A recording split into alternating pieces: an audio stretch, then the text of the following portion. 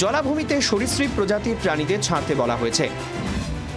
পরীক্ষামূলকভাবে বেশি করে কুমির এবং বিষধর সাপ ছাড়তে বলা হয়েছে। অনুপ্রবেশকারী রুখতে প্রকৃতির বর্ম গড়ে তোলার পরামর্শ। বাপুরাম সাপুরের মতো সাপ নয়, বরং তেজি সরীসৃপ, যার এক ছোবলেই ছবি হবে অনুপ্রবেশকারী। ঠিক কিভাবে কাজ করতে পারে এই পরিকল্পনা? বিএসএফ সূত্রে জানা যাচ্ছে, সীমান্তের অন্তত 113 কিলোমিটার এলাকায় কাটা তার বসানো সম্ভব নয়। সেখানে বর্ডার আউটপোস্ট না থাকায় এমনিতেই সেখানে নজরদারির সুযোগ নেই বললেই চলে। সমস্যা মোবাইল নেটওয়ার্কেরও, তাই ভরসা এখন সরীসৃপ। ভারত বাংলাদেশ সীমান্তেও কি তবে তৈরি হবে এলিগেটর অ্যালকারাজ? কি এই এলিগেটর অ্যালকারাজ?